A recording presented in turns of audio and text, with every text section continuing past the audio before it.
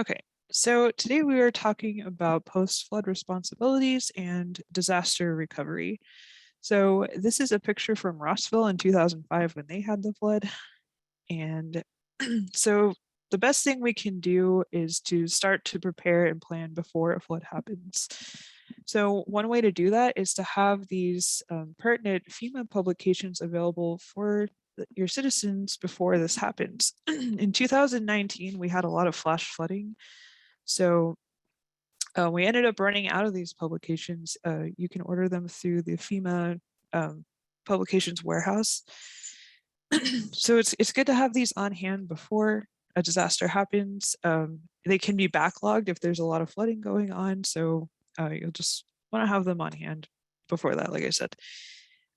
It's also difficult to get help. Like in 2019, when there was flash flooding, it was very unpredictable. It would just be overnight flooding. And then the next morning, another community was flooded. So we weren't available to help everyone, on hand. We were available by phone, excuse me. But we weren't able to be there. And that's the same way with FEMA. They often don't come out to communities. We've only seen it once. And so our staff and your staff may also be stretched thin, and as we're helping other communities. So it's good to have these plans in place before anything happens. You can't always get what you need from FEMA, for sure. And so it's a good idea to have these disaster supply kits both at home and in your office. Training is another way to prepare, so we commend you for being here for this training. So your disaster supply kits are a little bit different between the two. Your office supply kit should include items that help with continuity of operations and doing your flood damage inspections. So you should have a clipboard, a power inverter, a flashlight, a tape measure, ID badges, door hangers, signs, bacterial wipes, bottled water. And so your kit at home will be a little bit different. The picture here, we have our flood insurance policy right in the middle. So that's, of course, always important to have flood insurance for flooding damage when disaster hits. So your kit in the office is more about getting out there and doing damage assessments and being prepared for that, because you have precious little time after a disaster happens to go ahead and get all of that done, because people really want to get back to normal as fast as possible. So having pre-printed forms are a really good idea. In case your office loses power, you won't be able to print out more forms. And if your laptop battery dies and you can't plug it in, then it's nice to have paper copies of everything. So there's a list on the left side. Your substantial damage estimator software. It's good to have that ahead of time. Form letters, a flood map for sure, having all of that on hand and ready to go after a disaster. And then doing outreach is another good way to prepare. So this is from a project that Steve did some years back. He did a flood safety poster contest with school kids, and he was actually able to accomplish this with a $20 budget. And he got help from the art teacher, and the GIS department in the city put the posters on the map. So it was really successful. People were really into it. And so he was able to secure more funding afterwards for the next time around, so they could give out more prizes and maybe have more people involved. So doing this community outreach and something like this in schools, we're involving families and kids, we're getting a wider audience so that people are more aware about flood safety and maybe permitting. I don't know if you'd want to add something about that in there, but helping citizens to be aware of flood damage and that kind of thing. Of course, doing damage assessments, power lines are down, there's debris in the water, excuse me, I'm sorry. So we never want anyone to ever drive into flood water. Always turn around and don't drown. Driving into flood water is very dangerous. People can get trapped in their vehicles and drown. So we don't want to see that. You don't want to put yourself in danger. We do need to do this as fast as possible, but we also need to be safe while we're doing it. We also have the Kansas Flood Observation Reporting Tool, or FORT. Please let me know if you don't have this handout. It's really helpful to us.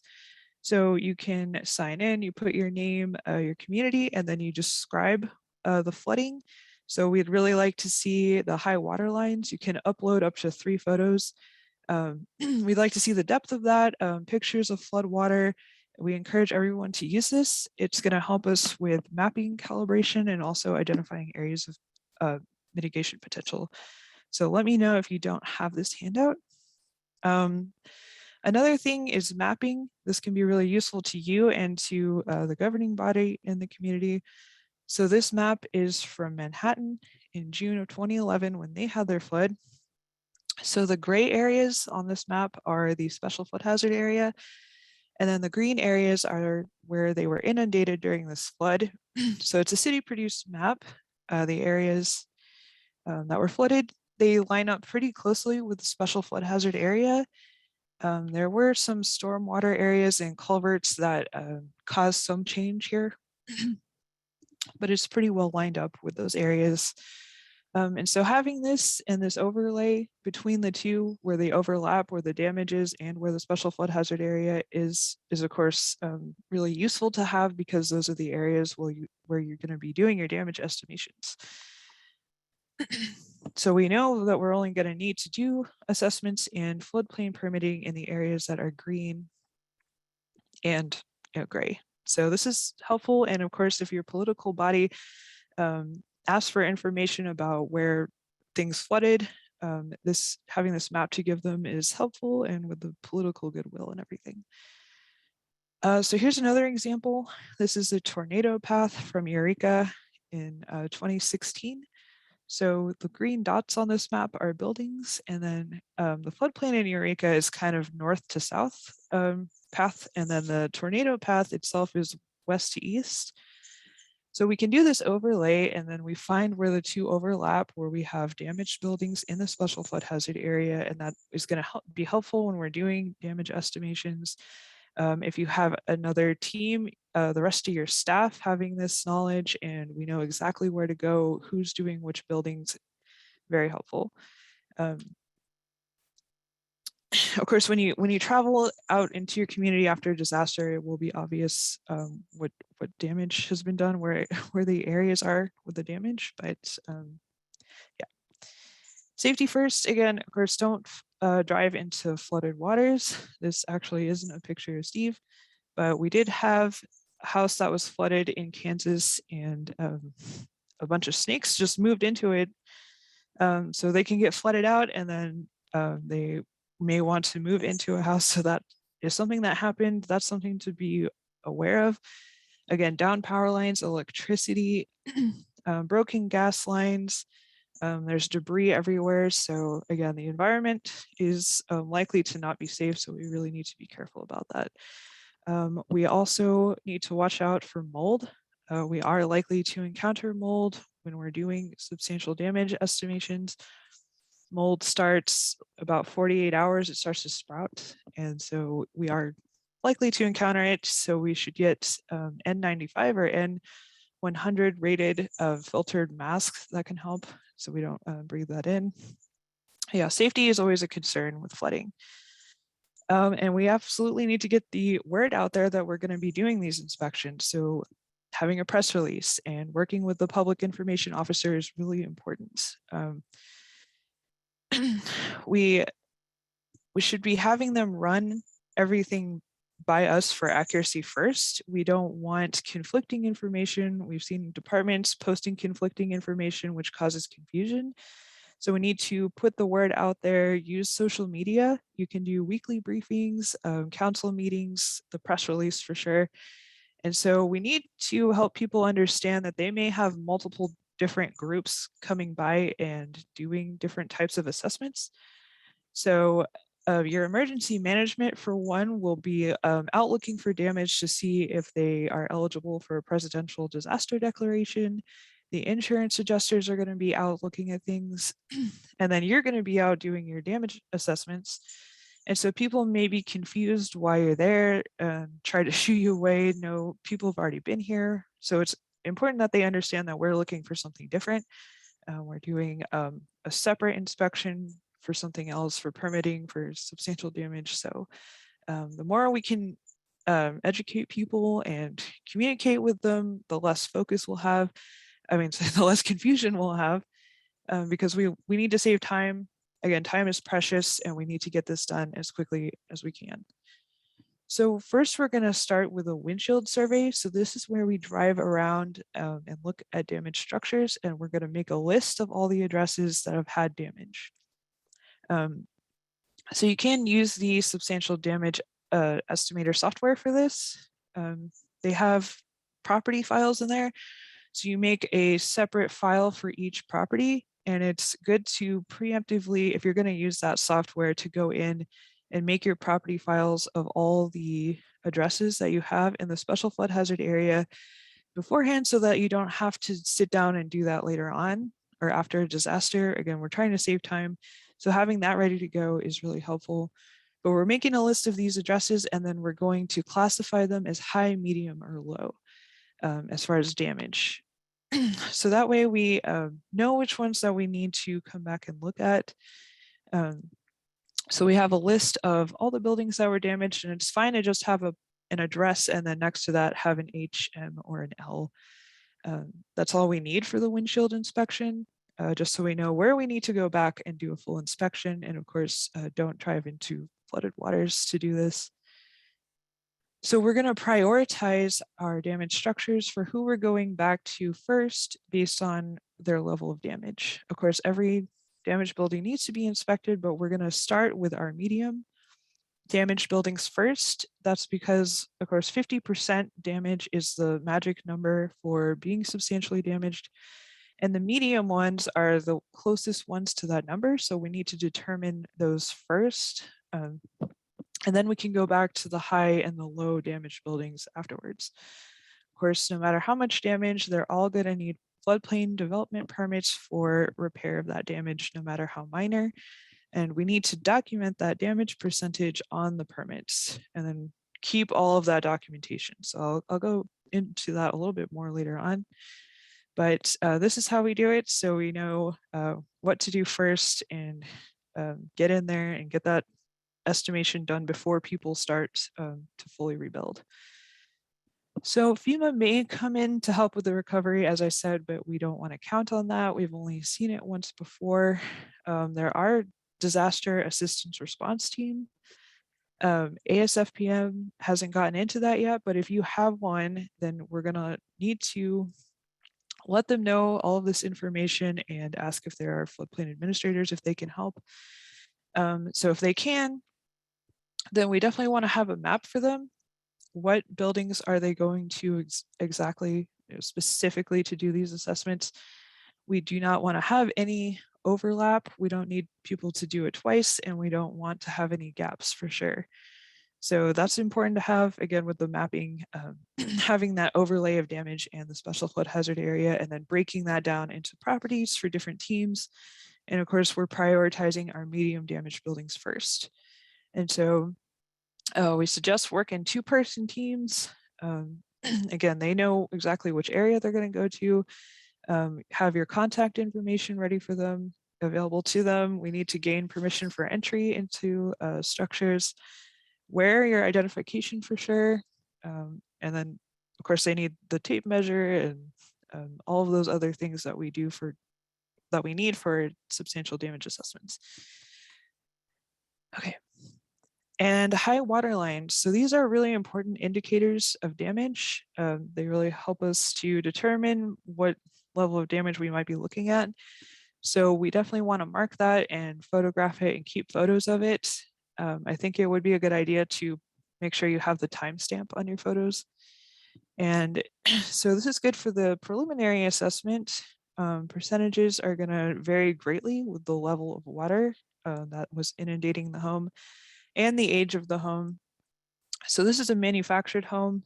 They don't stand up as well against flood damage as traditional construction does. So having the floor soaked, many of them are made of particle board, which just falls apart when it gets wet. So it could be fair to say that the damage of this floor is 100%.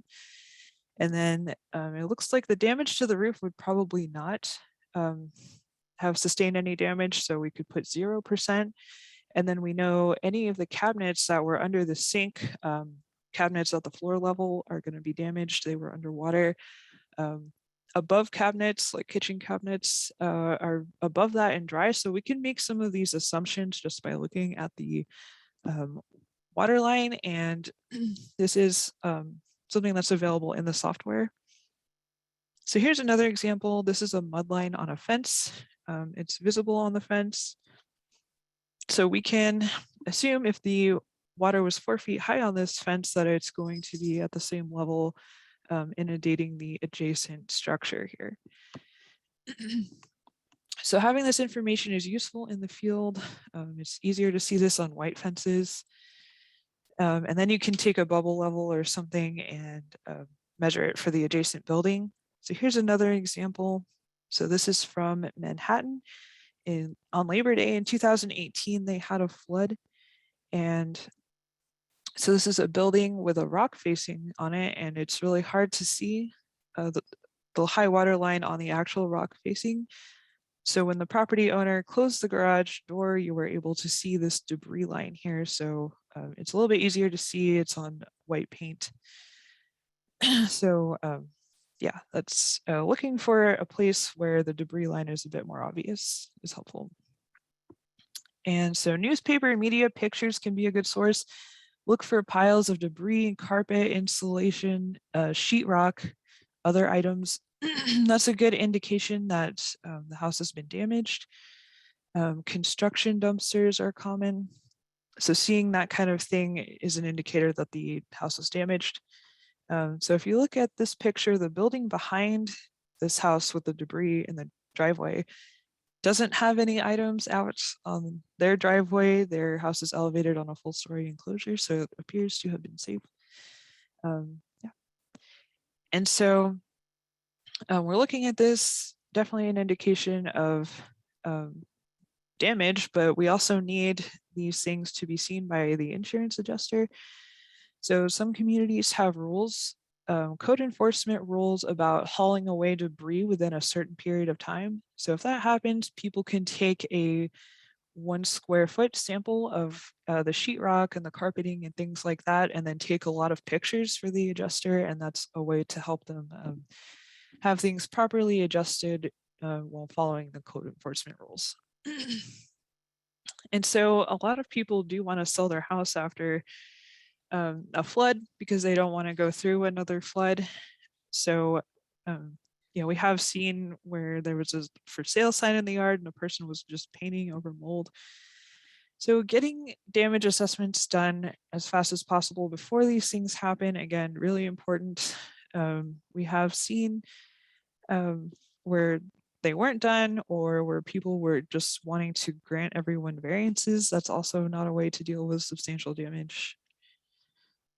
And of course, permits are required, again, minor damage as well. There is a difference between cleaning up and repairs. So if you have an unfinished basement that just had water in it, so they need to sweep and then mop it or hose it out, that's okay. If it was a finished basement that had sheetrock or carpeting, that's likely something that needs to be replaced, and that would count as a repair for permitting. So cleaning doesn't need a permit, repairs do need a permit. And when you do permit that, definitely write down the % of damage on that permit. We need documentation of that, even for minor damage. You may be audited after a disaster. We may select your community after a disaster to see how you handled your recovery. So we want proof of those permits and your damage estimations. And so if you let one person skip a permit, then the word might get around that other people will want to skip permitting and rebuild. They may have heard that permits weren't required because of that. So we don't want to do that. We need to require permits for everyone in the flood hazard area. So be clear about it. And so the best way to avoid this is to make sure you're already permitting everything, even brick barbecues in the backyard and new patio slabs. We see a lot of fence issues. People put up fences without getting a permit, chain link a lot, but they all need permits. So make sure you're getting those smaller permits, and it makes it a little bit easier to get the bigger permits later on. So here's what a property tag can look like. So this was inspected, and then they put this red tag in for danger. And at the bottoms, you can see that the piers are missing from underneath. They were washed out during the flood. So again, manufactured homes don't hold up as well as traditional buildings. So they can be pretty badly damaged by floods. So again, being prepared and having these printed materials in the field, it's nice to have these kinds of tags in your car. Again, you might not be able to print new ones out, so just having them ready to go is really good. In Chapman, they had a tornado where the city clerk went and showed Steve the east side of their building. So between the wall and the roof, they had a couple inches of gap. So the tornado actually lifted the roof off and then set it back down. And so their building was damaged, and they didn't have power. So that's a concern. So here's a tornado damaged home in Pawnee Rock in May of 2017. So we can tell just from looking at this that it's definitely substantially damaged. It's 100%, that's a high damage. And so why we're not worried about these first is because these homeowners are not likely to be rebuilding before we get a chance to get out there and look at them. Whereas the medium buildings, we don't know, so we need to go out there and get them assessed first. And so a lot of houses can be deceiving. This one doesn't appear to be damaged, or it could have low damage, but you see the tag on the front door. So behind this house, you can see trees, and those are actually the riparian area. They're just adjacent to the stream, so it's right there behind the house, and the stream flooded, and the back half of the foundation walls collapsed. They had a full basement, so the back half of this whole house is just kind of hanging out over the air. That's why it has a red tag for danger. And so from our windshield inspection, it might not appear high damage, and so we might mark it low damage, but when we come back later, it turns out to be high damaged. So again, when damage is this bad, when it's clearly substantially damaged, we don't have to do the entire checklist. So this was a manufactured home in Manhattan that wasn't anchored.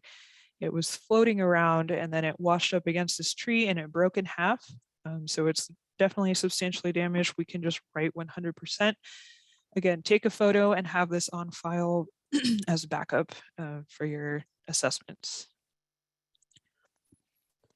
So disaster permitting process. First, of course, our overlay with the maps. Is it in the floodway? Is it in the fringe?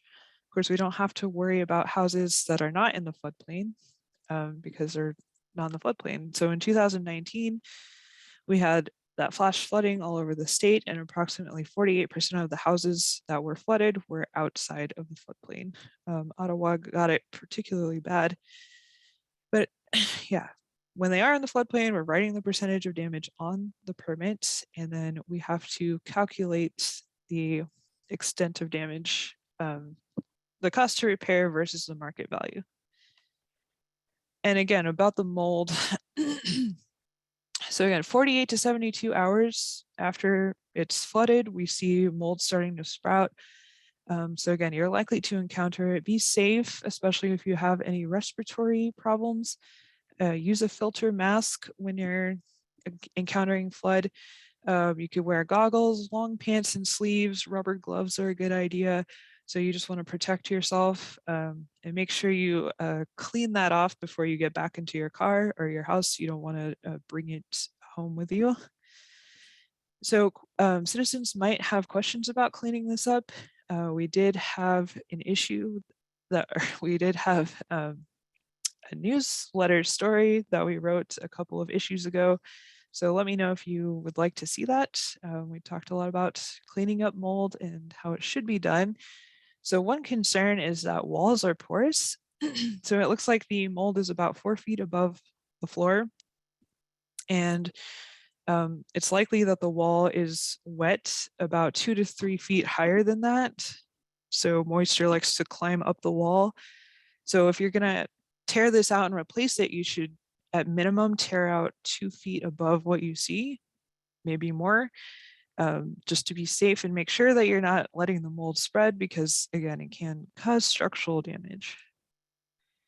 So if it's not substantially damaged, we still need a local floodplain permit to start repairs. This is important. So if it's not substantially damaged, they can get a permit and just do the repairs and get it done and go back to how they were. So they do have to comply with flood regulations, but if it doesn't meet substantial damage, then they don't have to make changes. But we, again, need to be aware of cumulative improvement requirements. If we have those adopted into our regulations, then we may have to go back through our permit files over the last 5 years or whatever your time frame is for those regulations to ensure that they haven't cumulatively hit that 50% mark. And of course, if it is, then we still need a permit and we have to bring it up to code, which means residential structures become elevated or flood-proofed if it's non-residential, but we need that flood-proofing documentation, the certificate. You may need a DWR state permit for some cases. If you're going to elevate a house on fill material, then that would need a state permit. And then of course, our finished elevation certificate after it's been elevated. So there are building inspectors, Heart of America. So this group does come out and do damage estimations. They used to just show up to a community, but now they wait for KDEM to contact them. So they have these forms.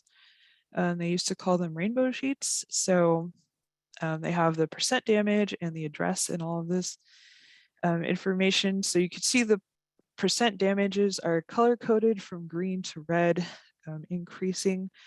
So at the 50% mark, if you look, it says 12 inches to 18 inches of water on the first floor in a single family home dwelling or apartment. So the problem is that it doesn't say if this is a 2-story or a 1-story house or what kind of foundation they have.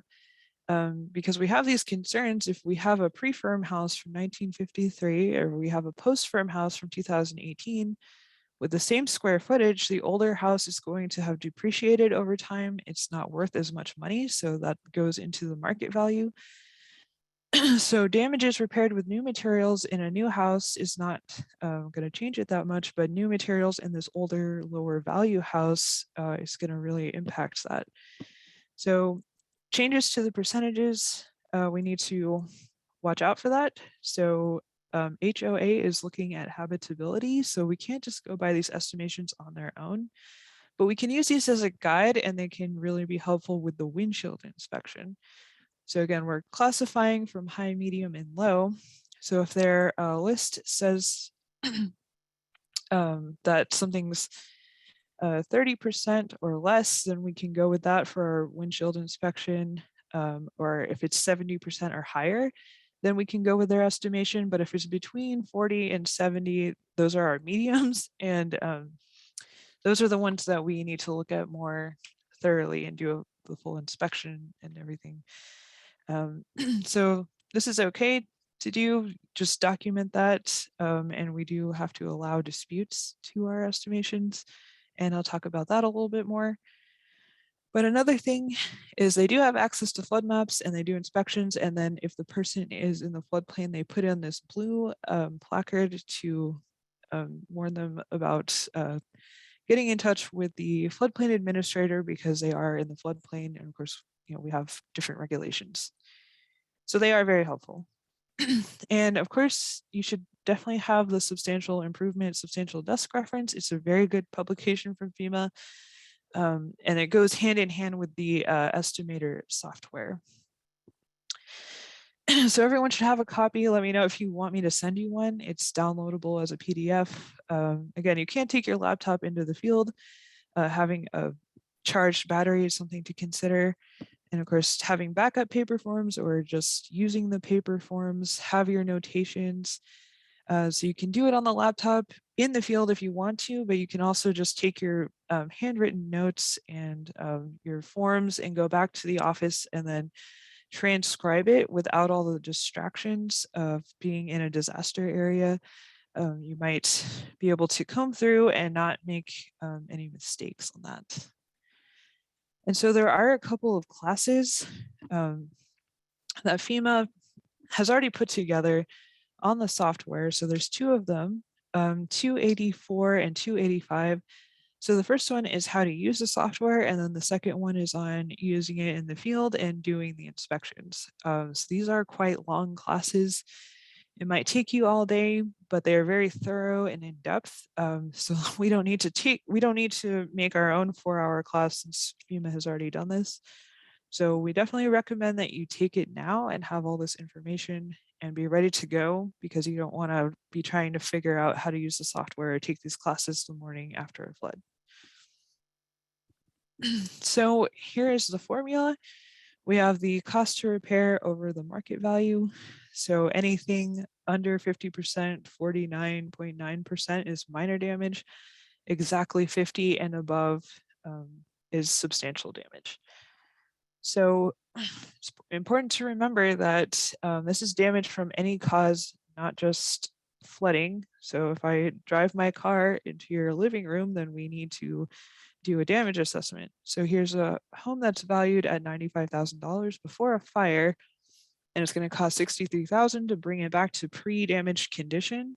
And that's what we're looking at. And that comes out to 66%. So it is substantially damaged. So to get the fair market value, property taxes are done every year. And if you don't file an appeal with the appraiser, then you're basically agreeing to it. So we can use the county appraiser's information as our starting point for market value. It's a level playing field that everyone has seen and we know about it, and they're usually just publicly available online. So some people may dispute that and say that it's wrong and their house is worth more. But if they didn't file an appeal, then they can't really say much.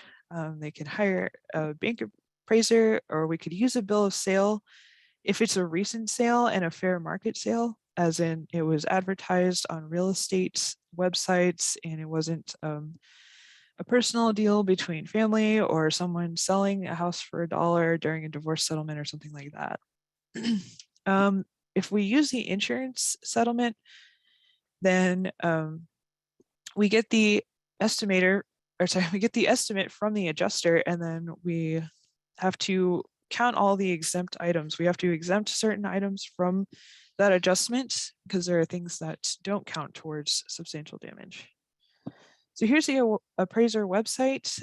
Again, usually available on the internet, publicly available. So we just open it, search for the address, and then we have this. And we need to separate the land value from the building. So we can't use that combined value. We're only looking at the value of the building. So cost of repairs, here's some people working on a roof.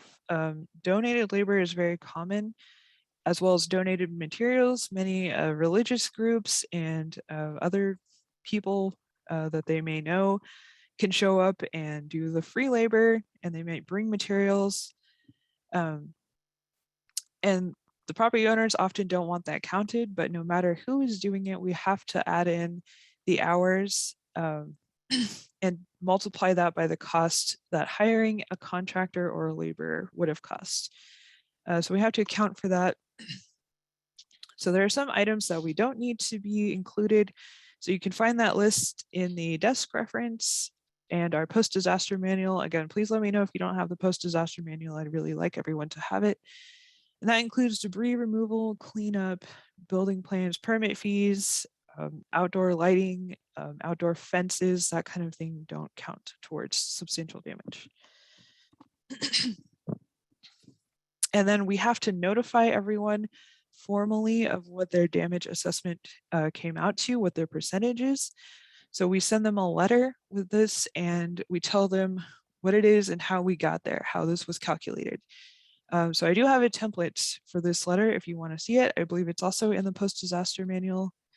So you give them the percentage, explain how it was arrived at, state the source of the damage, code citation, permitting requirements, absolutely for sure. Make sure they know the permitting requirements, how they can appeal, and your contact information. And then it is a good idea to send it certified mail so that you know it was delivered. And then yes, let me know if you'd like that template letter or manual. Of course, there's disagreements and disputes on this. So they do have the opportunity to appeal. So in Chitopa, Kansas, there's a flood of about 7 or 8 inches, and the city clerk was not comfortable using the SD software. And so she told each person to give her a contractor estimate, and then she could compare that to the market value. So the estimates might vary. Another community had an inspector that used to be a contractor, and he was experienced and qualified, so he didn't have a license. So licensing is usually a city thing.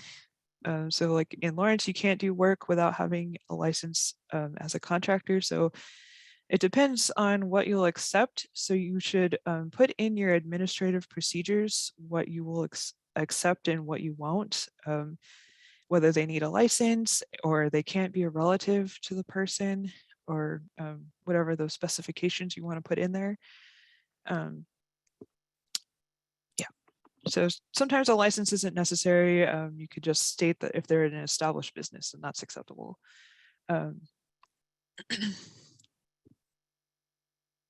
So we can't overlook utilities and mechanical equipment. Ductwork is often a problem. People will repair a building and elevate the machinery and equipment, but then they leave the ductwork under the floor. So someone might have 45% damage, and that's only minor damage, and then they hire a contractor who comes out and then they decide they want to do a room addition. So if it's more than 5%, then that's going to put them over the threshold for substantial damage, because substantial improvement includes substantial damage, and they have to be added together. So they're really just two sides of the same coin. And so we have to bring them up into our current regulations. So that means elevating residential buildings and getting a floodproofing certificate for non-residential buildings if that's what they decide to do. And then we have to have a copy maintained in our permit file. Wet floodproofing. So we are really close, I believe, to getting the Technical Bulletin 7 new version of that. It's overdue, but it is very close to being released. And so we still have this one for now. But basically, a shed or a single car garage could be wet flood-proofed if it's properly anchored, made of flood-proof materials, flood damage resistant materials, and then we add in flood venting. So here's an example.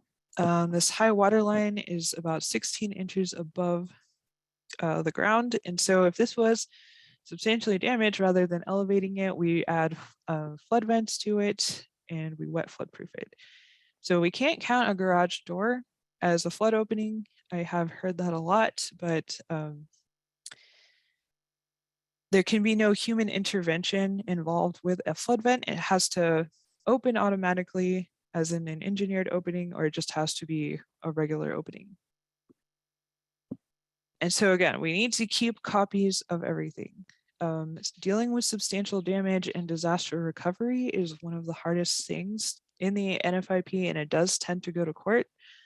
So we need all of these documents to keep a record of everything. So our assessments, the permits, the determinations. So we definitely need a copy of the letter that we send out. So people are upset when they've lived in a house their entire lives, and then we tell them that now it has to be elevated. So we're dealing with people that are already stressed out over flooding, and so it can get kind of ugly. And so that's why we want to make sure we're doing everything in an organized way and keeping all of these documents, permits, certificates, photos, the maps, any appeal documents, all of that. We're taking lots of photos in the field. Again, digital photos are free, so just take a bunch of them. And when you use the substantial damage estimator software, you plug everything in, and then when you're done, it'll give you a one-page summary of the damage estimation.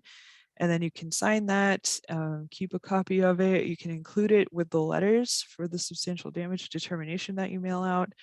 Yeah. So in 2007, Coffeyville was flooded. So this is a refinery that was evacuated, and then there was some kind of a glitch with the refinery, and they ended up leaving a valve open. And so I think 100,000 gallons of oil was spilled into the floodwater, and it became a hazardous materials spill. So that was a bad situation, and 12 counties and all their municipalities were also flooded. And so again, we can't be everywhere. We're going to be stretched thin if there's multiple communities that have been flooded. So we weren't able to help them with the estimations and the permitting. So they were on their own. Again, we can take phone calls from them. And so the estimations weren't done in a timely manner, and people rebuilt, and then they ended up getting their estimation letters after they had already done all the work and the repairs. So that's what we want to avoid. We want to make people aware as fast as possible that we have to do these estimations, and if they're substantially damaged, then they have to come into our current code. So this is basically the same process for any other disaster besides flooding, wind, tornado, earthquake, or fire. Like I said, substantial damage can be from any cause, not just flooding. So here's an example of a building that was burnt. So we don't need the software for this. We don't need the checklist to fill everything out and evaluate it. We would just call this 100%. It's definitely 100% damaged. So keep this photo on your files. And again, I think it's a good idea to put the timestamp on there in case it does go to court. And then here's one in Chapman, Kansas. Again, the tornado that I mentioned earlier, it was in 2008. So you can see a clear path where all the trees have been stripped bare or torn out.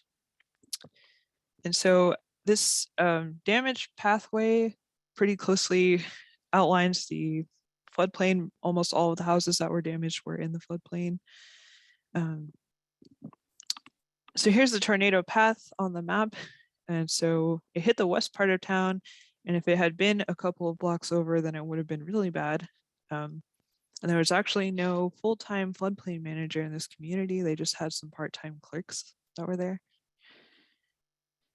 So ICC, this is something important to know about so that you can make your citizens aware, and so you can avoid any complaints, because we have seen where people were eligible for this and then they didn't make a claim because they didn't get the estimation letter. And so again, getting estimations done as fast as possible, because people do have a short time limit on making these claims. So this is a separate claim on most standard flood insurance policies that people can get if they've been determined to be substantially damaged, to help them come into compliance with current regulations. So again, this is just part of a flood insurance claim, so it's not going to work for disasters of a different type that weren't from flooding. But if it was, many people are glad to be substantially damaged so that they have access to this funding. We've had cases where people were arguing that the substantial damage wasn't high enough because they needed to be substantially damaged to get this claim. So it's up to $30,000. So it's a good idea to be familiar with this part of the flood insurance. And then the letter. Again, the letter is important. They need this letter to be able to claim the ICC. But we're sending it to everyone that we've done estimations for anyways. Again, I do have a template letter for this. So we need to state the cause of the damage, explain the permitting requirements for sure, provide the damage percentage that we calculated and how we got there, and the substantial damage requirement, how high they need to elevate, and then provide the ordinance article that gives that information. So is there an appeal process, the deadline, your contact information, have all of that in there. And so again, we had a situation where a floodplain administrator didn't tell them that they were eligible. They didn't get the official letter, their substantial damage letter. And so they weren't able to file a claim in time. And then that could definitely cause complaints or legal issues later on. So here's an example of an Icc project. So this is shortly after the flood. And then they started construction after making that claim. You can see they elevated on an enclosure. And then here's the finished product. I actually think it looks pretty good. And the important thing is it's much safer. So it's elevated and you can see some of the flood venting underneath the stairs. So the important thing is that this is safer. And so rumors do start to spread after a flood or after a disaster, and there's no way to get ahead of them really. So again, the best thing we can do is get the word out there, get a consistent message, and then work with your public information officer, work with the other departments in your city to make sure that you're all sending out a consistent message. Definitely use social media, the press release, media announcements, information packets, a city hall hotline, and I really like the door hangers with answers. So going out and actually delivering information so that we can avoid permitting issues, letting people know that floodplain development permits are required. So you may start with daily briefings, and then after things start to settle down, you can move to weekly or city council meetings once a week. And then you have the media there at the meeting, press release. Again, Chapman got plastic bags and they put information, and then they made a door hanger out of that and they hung them on every damaged building. I really like that idea, and that way people can't be like, I didn't know I needed a permit or something. So the more information we get out, the better control we're going to have, because the void of information where people don't understand what's going on, that's going to cause rumors. So again, people are very, very anxious to get back to their regular schedules and recover from the disaster. So the morning after, you can hear the construction starting, you can hear the cleaning, and so they don't wait to get a permit. So we want to get out there quickly, and we don't have a free pass. If someone builds without a permit, we have to enforce our regulations. So we have to get them permitted. And if they rebuild incorrectly, then that has to be fixed. And that's what we want to avoid. So we don't, again, that case where people had rebuilt and then later on they got a letter about a substantial damage determination, we don't want to have that. So another good source of information is the website, our website. Of course, this recording will be available there. We have other information. You just search for Kansas floodplain. FEMA publications, the technical bulletins are good. Definitely get a copy of the substantial improvement and damage desk reference if you don't have it. The claims handbook. Again, some of these might have outdated information since we are now in risk rating 2.0, but yeah. And then here's our contact information. My information is highlighted. So yeah, definitely let us know about any flooding for sure. So I will stop sharing my screen.